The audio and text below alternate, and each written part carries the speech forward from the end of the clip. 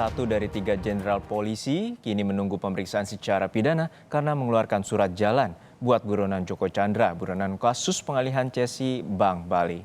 Ya, saudara, sementara di DPR, para politikus batal rapat membahas pemulangan Joko Chandra karena alasan reses. Kenapa bisa terjadi buronan Joko Chandra ini? Sedianya rapat dengan Kabar Eskrim, Jaksa Agung Muda Pidana Khusus, Jaksa Agung Pidana Umum, dan Dirjen Imigrasi digelar kemarin dengan Komisi 3 DPR. Membahas kebobolannya sistem di Indonesia sehingga buronan pengalihan hak tagih Bank Bali, Joko Chandra, bisa leluasa di Indonesia dan belum juga dipulangkan dari Malaysia. Tapi dengan alasan reses, Wakil Ketua DPR Aziz Samsudin tak mengizinkan rapat digelar di gedung DPR Senayan. Padahal di tata tertib, rapat dibolehkan selama penting untuk kepentingan publik. Di pasal 53 ayat 3 tatib yang baru ini dikatakan dalam keadaan yang penting dan mendesak, DPR atau alat kelengkapannya dapat melakukan rapat. Kalau dilihat dari urgensi kasus ini dan harapan publik yang begitu besar, saya kira rapat di Komisi 3 ini harus dilakukan. Kalau ada alasan dari pimpinan DPR ini masa reses maka di luar, maka harus menggunakan pasal 53 ayat 3 itu ada caranya. Batal rapat digugat Masyarakat Anti Korupsi Indonesia, MAKI. Kemarin koordinator MAKI melaporkan Aziz Samsudin ke Mahkamah Kehormatan Dewan. Bahasa sederhananya menghalang-halangi Komisi 3 melakukan rapat dengar pendapat. Karena ini kan ketua sudah mengizinkan, Ibu Puan. Terus disposisi pada wakil ketua, tinggal menandatangani itu aja, tidak tanda tangani kan kalau kita balik menghalang-halangi. Lalu berdasarkan ketentuan pasal 8 Peraturan DPR nomor 2 tahun 2015, maka tim sekretariat akan memeriksa kelengkapan administrasi. Kalau memenuhi syarat, maka ditindaklanjuti ke rapat internal, ya, untuk kami diskusikan laporan ini kita bawa ke persidangan atau tidak. Di kepolisian, masalah yang ditimbulkan akibat urusan Joko Chandra sedang dibereskan Kepala Bareskrim Komjen Listio Sigit Prabowo. Setelah pencopotan 3 jenderal dari jabatannya dan pemeriksaan secara disiplin di Propam Mabes Polri, 1 dari 3 jenderal kini juga menghadapi pidana. Brigjen Prasetyo Utomo yang diperiksa secara pidana karena saat menjabat Kepala Biro Koordinasi dan Pengawasan PPNS Bareskrim Polri mengeluarkan surat jalan untuk Joko Chandra. Joko yang dijuluki Joker juga ditemani Brigjen Prasetyo saat perjalanan dari Jakarta ke Pontianak. Pemeriksaan awal kita dapatkan sesuai dengan surat izinnya memang demikian. Yang bersangkutan membuat surat izin sendiri menuju Pontianak. Info yang kita dapatkan yang bersangkutan langsung dalam satu pesawat dengan DPO Joko Chandra. 4 institusi sekaligus, yakni Kejaksaan, Imigrasi Kementerian Hukum dan HAM, Kependudukan Kementerian Dalam Negeri, maupun kepolisian yang dibobol oleh Joko Chandra. Tapi baru kepolisian dan Kementerian Dalam Negeri yang membereskan urusannya. 2 institusi lain, Kementerian Hukum dan HAM, yang sistemnya dibobol hingga Joko Chandra keluar masuk Indonesia, dan Kejaksaan yang tak kunjung menangkap buruannya, belum tampak tindakannya. Lalu, kemana urusan buronan yang merugikan negara hingga lebih dari setengah triliun rupiah atau 546 miliar rupiah ini berujung? Sementara di sidang peninjauan kembali yang diajukannya, Joko pun tak kunjung hadir hingga 3 kali sidang. Tim Liputan, Kompas TV. Dan saudara, kini ada 2 tempat yang jadi sorotan publik karena terdampak ulah dari buronan kasus pengalihan hak tagih atau cesi Bank Bali Joko Chandra di Indonesia. Kita temui ada 2 rekan kami di Mabes Polri, ada Cindy Permadi, dan juga di gedung DPR ada Aulia Faradina di sana. Kita ke Cindy terlebih dahulu. Cindy, kapan jadinya sidang kode etik Brigjen Prasetyo ini dilakukan dan bagaimana nanti Cindy dengan 2 jenderal lain yang dicopot? Apakah hanya sekedar dicopot atau juga nantinya akan mengikuti sidang kode etik juga? Hingga saat ini memang masih belum ditentukan waktu pasti kapan akan digelar sidang etik bagi Brigjen Pol Prasetyo Utomo yang sudah dicabut atau dicopot dari jabatannya selaku Korwas PPNS Mabes Polri dan kini dimutasi menjadi Patian Mabes Polri. Tapi yang pasti untuk berkas dugaan pelanggaran disiplin ini sudah rampung, artinya sudah diserahkan dari Divisi Propam Mabes Polri kepada Biro Pengawasan dan Pembinaan Profesi. Dari Biro Pengawasan dan Pembinaan Profesi Mabes Polri inilah nanti berkasnya akan dikaji, kemudian akan dievaluasi. Setelah itu baru akan ditentukan kapan sidang etik ini akan digelar. Ditegaskan dari pihak kepolisian, sidang etik ini nantinya tentu akan tetap mengutamakan asas praduga tak bersalah dan juga berpedoman pada berkas dari tim penyidik. Kemarin dilakukan juga pemeriksaan terhadap pengacara dari Joko Chandra yaitu Anita Kolopaking dan rencananya pemeriksaan akan terus dilanjutkan. Kemudian juga terkait posisi dari Joko Chandra yang saat ini masih berada di Malaysia, tim kepolisian mengaku sudah melakukan kegiatan atau koordinasi untuk kegiatan pemulangan Joko Chandra ke Indonesia. Selain itu, selain dari dugaan pelanggaran etik dan juga disiplin yang saat ini dilakukan secara beriringan, secara paralel dari tim kepolisian adalah juga terkait dugaan pelanggaran tindak pidana. Dari tim khusus yang dibentuk dari Kabareskrim, untuk tindak pidana ini tahapannya sudah dinaikkan dari penyelidikan ke tahap penyidikan. Yang artinya tim khusus memang sudah menemukan adanya dugaan tindak pidana dan di tahap penyidikan ini tim khusus kini tengah mencari barang bukti untuk menemukan tersangka. Termasuk juga dengan akan melakukan pemeriksaan terhadap Brigjen Pol Prasetyo Utomo. Di tahap penyidikan ini setidaknya ada 3 dugaan pelanggaran atau 3 pasal juga yang kemungkinan besar dapat disangkakan pada Brigjen Pol Prasetyo Utomo, yaitu terkait dengan dugaan menyembunyikan orang yang melakukan kejahatan, kemudian pembuatan surat palsu, dan membiarkan orang melarikan diri. Setidaknya hingga hari Senin kemarin sudah ada 6 orang yang diperiksa. 6 orang ini terdiri dari staf di Korwas PPNS, itu adalah divisi yang dibawahi oleh Brigjen Pol Prasetyo Utomo sebelumnya, kemudian juga dari Pusdokes Mabes Polri. Sudah diperiksa juga dokternya yang menerbitkan surat keterangan sehat bebas COVID-19.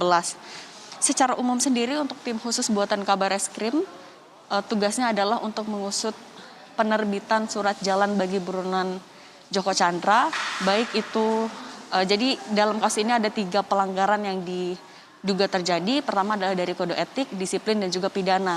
Ketiga-tiganya akan diusut dari tim khusus ini, termasuk juga nanti terkait dugaan pembuatan surat palsu, penggunaan surat, penyalahgunaan wewenang, hingga apakah ada aliran dana yang masuk ke institusi Polri maupun juga institusi lain yang berkaitan. Selain dari Brigjen Pol Prasetyo Utomo yang juga kini pemeriksaannya masih berlanjut, adalah pertama ada mantan sekretaris NCB Interpol Indonesia, yaitu Brigjen Pol Nugroho Slamet Wibowo yang juga sudah dimutasi menjadi analis kebijakan utama bidang Jian Banglem Diklat Polri. Ia dimutasi dan juga dicopot dari jabatan sebelumnya karena terkait dengan hilangnya red notice atas nama Joko Chandra pada basis data Interpol. Kemudian yang kedua adalah mantan Kadif Hubungan Internasional Polri, Irjen Pol Napoleon Bonaparte yang kini dimutasi menjadi analis kebijakan utama Itwajum Polri. Ia dicopot dari jabatannya karena dinilai lalai dalam hal pengawasan terhadap jajarannya. Pemeriksaan juga sudah dilakukan terhadap salah satu stafnya, yaitu yang bertugas mengawal dan atau juga mengawasi proses pembuatan red notice ini. Kemudian juga akan didalami bagaimana alur pembuatannya hingga akhirnya bisa hilang dari basis data Interpol. Memang kalau dari sejauh ini, dari pengakuan ketiga jenderal ini tidak ada keterlibatan pihak lain, tapi pemeriksaan akan terus dilakukan. Dan untuk kedua jenderal ini, karena dugaan pelanggarannya juga kurang lebih sama dengan Brigjen Pol Prasetyo Utomo, yaitu juga ada pelanggaran kode etik dan juga disiplin, tahapan yang akan dilalui juga sama, yaitu mereka juga akan diperiksa, kemudian juga untuk dilengkapi berkas-berkasnya, dan nanti juga akan kalau sudah selesai semua pemberkasannya, lalu akan disidang etik juga, Maidop. Terima kasih laporan Anda, Cindy Permadi, dan kemudian kita langsung menuju ke Aulia Faradina di gedung DPR.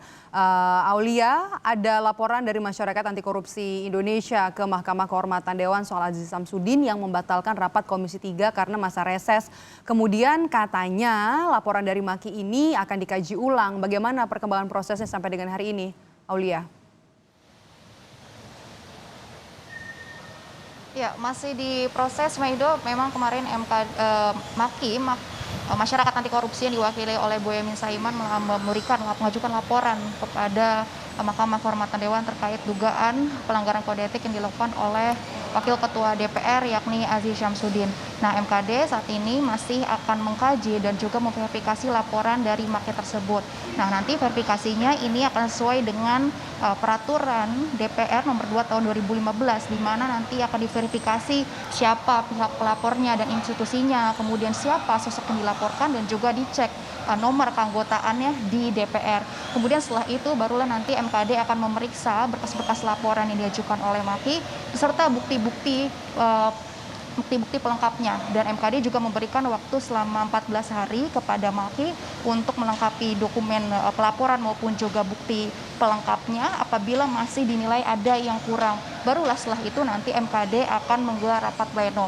Lalu bagaimana dengan tanggapan dari pimpinan DPR? Nah, sebenarnya tadi kami sempat tanyakan kepada Wakil Ketua DPR Sufmi Dasko, namun hari ini ia enggan berkomentar lebih terkait dengan laporan Maki itu. Tapi kemarin ia sempat memberikan respon. Menurutnya ia mempersilakan saja kepada Maki untuk melaporkan Aziz Syamsuddin kepada Mahkamah Kehormatan Dewan apabila memang memiliki bukti yang cukup. Lalu Dasko pun membantah pernyataan dari Maki yang menyebut bahwa Ketua DPR yakni Puan Maharani sebenarnya setelah menyetujui Komisi 3 mengadakan RDP terkait dengan kasus Joko Chandra kemarin. Lalu Dasko pun sebenarnya juga meminta agar tidak ada prasangka bahwa pimpinan DPR ini berupaya menghalang-halangi Komisi 3 untuk mengadakan RDP dalam mengusut kasus Joko Chandra. Medok. Ya, bukan hanya anggota Komisi 3, tapi juga Ketua DPR Puan Maharani juga mengatakan bahwa ada pasal di dalam tatip atau tata tertib yang memperbolehkan sebenarnya rapat yang penting dilakukan atau digelar selama masa reses atau RDP. Nah, apakah ini artinya kemudian rapat akan digelar dalam waktu dekat, begitu, Aulia? Ya, Medok, sebenarnya untuk jadwal kapan RDP gabungan antara Komisi 3 dengan aparat penegak hukum ini akan digelar, ini masih dikomunikasikan atau diperbincangkan secara internal antara pimpinan DPR dengan pimpinan komisi. Dasko pun menyebut saat ini pimpinan DPR sedang mencari jalan tengah agar RDP Komisi 3 tentang pembahasan kasus Joko Chandra ini bisa segera digelar tanpa melanggar tata tertib DPR. Kemudian menurutnya juga hingga hari ini pimpinan DPR masih berkomunikasi untuk mencari kesepakatan yang tepat, termasuk terkait dengan format RDP-nya nanti, apakah memang akan diselenggarakan secara tatap muka ataupun secara virtual, mengingat saat ini DPR sedang memasuki masa reses, Medok, sehingga banyak anggota DPR yang sedang berada di dapil masing-masing. Namun tadi Dasko memastikan bahwa RDP ini akan digelar sesegera mungkin, dalam mungkin pengumumannya, jadwalnya ini akan dilakukan selama beberapa hari ke depan, meskipun masih dalam masa reses. Berikut kami hadirkan kutipan selengkapnya. Kami sudah melakukan beberapa kali konsultasi ini dengan pimpinan Komisi 3 dan pimpinan DPR. Memang sedang dicari jalan tengahnya untuk supaya acara yang dimaksud bisa berjalan tetapi tidak melanggar tata tertib dan bamus yang sudah diputuskan bersama kemarin. Untuk itu komunikasi masih terus dilanjutkan. Nanti siang kami juga akan melanjutkan komunikasi supaya mendapat pola yang tepat untuk menjadwalkan atau kemudian membuat formulasi yang tepat untuk kegiatan yang dimaksud tersebut. Ya karena kan ini permintaannya kan dilakukan di masa ini, itu loh. Takutnya nanti katanya kalau kelamaan sudah nggak update lagi. Sedianya rapat dengar pendapat gabungan antara Komisi 3 dengan aparat penegak hukum digelar kemarin di gedung DPR. Komisi 3 ini rencananya mengundang 3 aparat penegak hukum seperti Baris Krim Polri, kemudian Jampidum, serta dari pihak Dirjen Imigrasi Kementerian Hukum dan HAM.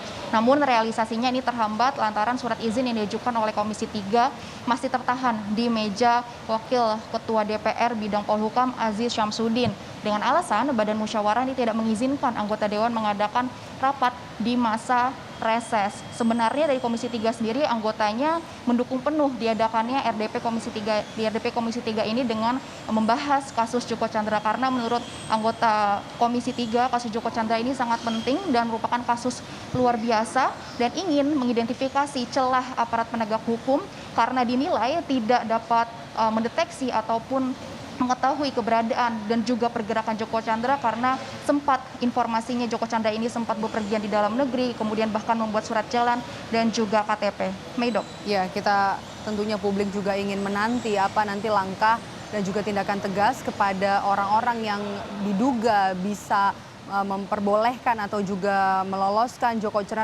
Chandra bisa keluar masuk di Indonesia, padahal statusnya masih buron. Terima kasih rekan-rekan, ada Aulia Faradina melaporkan langsung dari gedung DPR dan juga sebelumnya ada Cindy Permadi langsung dari Mabes Polri Jakarta.